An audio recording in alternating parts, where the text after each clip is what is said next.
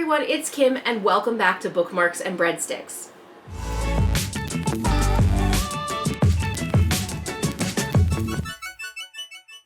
Hey everyone, it's Kim and welcome back to Bookmarks and Breadsticks. If you're new to my channel, I am all about the food world.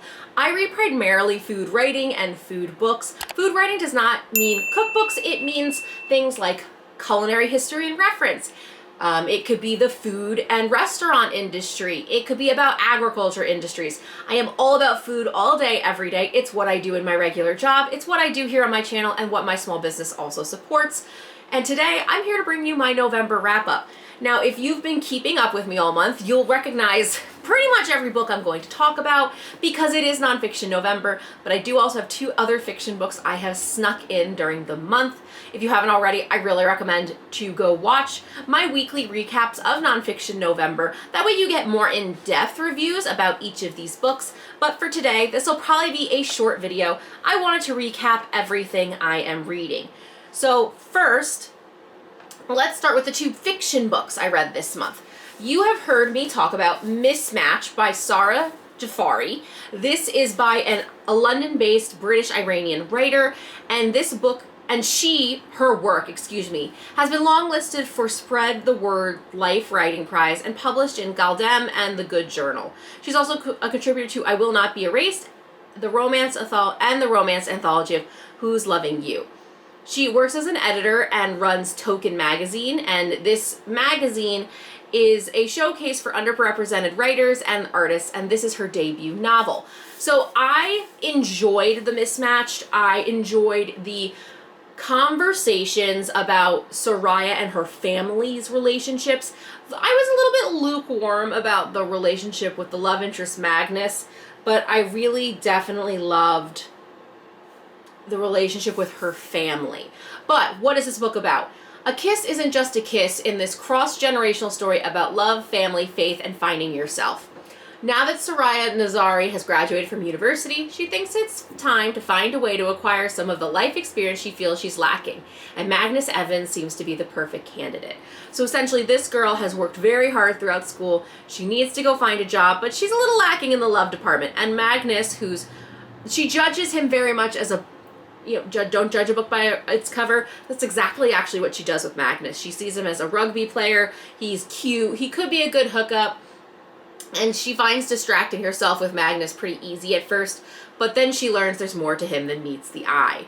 Again, I was a little lukewarm about the relationship, but I love that this book is actually dual perspective. So it's flip-flops between modern day London and revolution era Iran.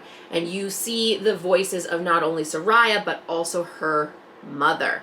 And it also explains her mother and the choices her mother made to stay in a relationship where her father is less than ideal. I don't want to give too much away, but she definitely comes from a troubled family. Again, I really like this book. I will definitely continue reading from this author. I just was a little lukewarm about the relationship. And I know that there was probably going to be, oh, you were using me, I was using you, yada yada. But I just didn't really believe their attraction to each other. The second book that I read this month that is fiction, which I have not talked about yet, is So We Meet Again by Suzanne Park. She is the author of Loathe at First Sight. I read this over the Thanksgiving break, all on my couch and on the flight home, and I loved this book. So Suzanne Park is a Korean-American author who was born and raised in Tennessee. She is a stand-up comedian, and she's appeared on BET and is also the winner of the Seattle Sierra Mist Comedy Competition and a semifinalist in NBC's Stand Up for Diversity showcase in San Francisco. So I love that it says she currently resides in LA with her husband and female offspring, which she probably didn't want to name her child for her child's protection and privacy, but I just like female offspring. It was just a funny way to phrase daughter, if you will. So what is this book about? Jessica Kim is an investment banker. She essentially has done everything her parents told her, went and got this good job, and then she's fired virtually. And then she gets into the elevator and hears why she was fired, which is she is a worker bee, but she's not someone who can drum up new deals. She's not a leader, and she also was being overpaid anyway for a woman. She hears a ton of sexist, generational bullshit. and she basically tells them to F off and storms out.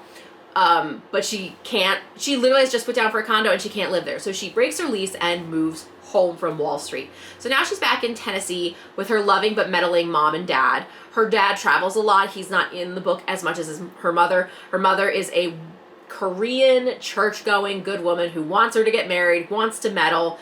And then she also runs into her childhood rival, Mr. Perfect, Daniel Choi, who now is currently a lawyer on sabbatical. So obviously there is a romance element to this book, but this is not, I would categorize as a romance book. This is a fiction book, and it's really about Jessie learning to relaunch her YouTube channel, Hungry Hacks, where she was teaching people how to essentially Korean American like meal subscription boxes.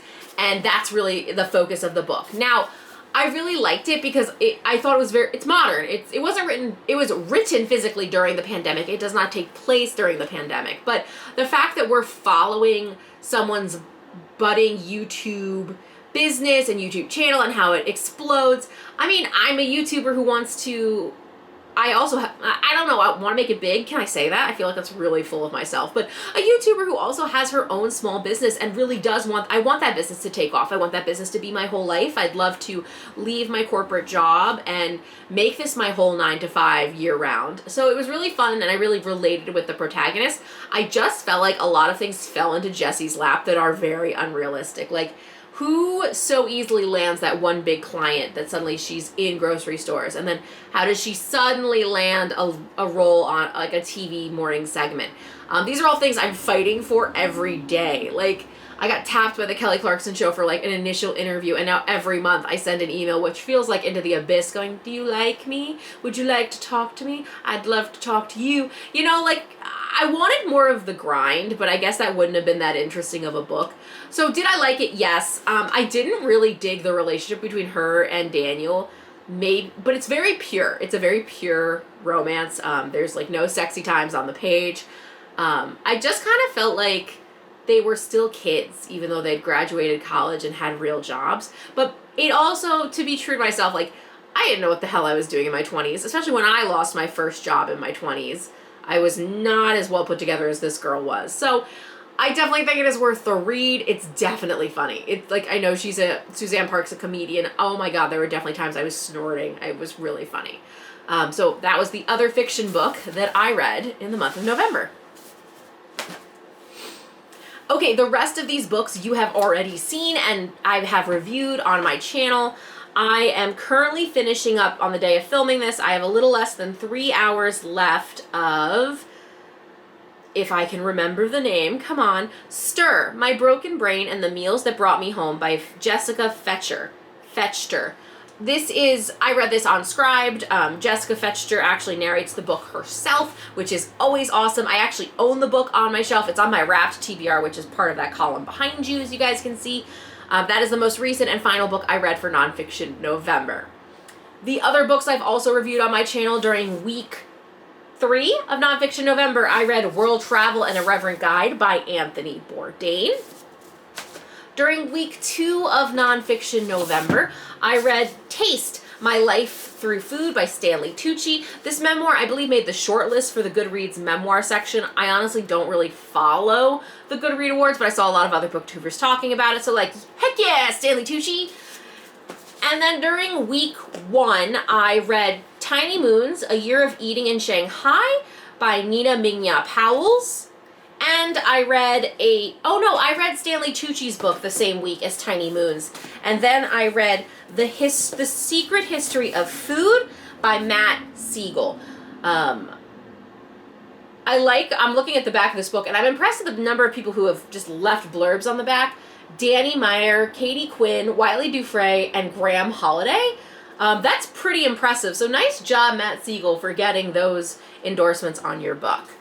So in conclusion, I have read 5 nonfiction books and 2 fiction books in the month of November. I should say that you will not see a TBR from me in the month of December. It is a really busy month. It's the holiday season. It's where a lot of my sales come from for my business. So I'm not going to pick any books to read. I'm just going to read. I will still do a wrap up. There's tons of other videos. Like, I gotta check in on my 2021 most anticipated reads. How many did I read? How many did I buy? How many did I like? I gotta talk about the 2022 books that are coming out that are anticipated reads. I need to put my best of list, my most disappointing list. There's tons of other videos that I could be making in December, so I just wanna read and enjoy.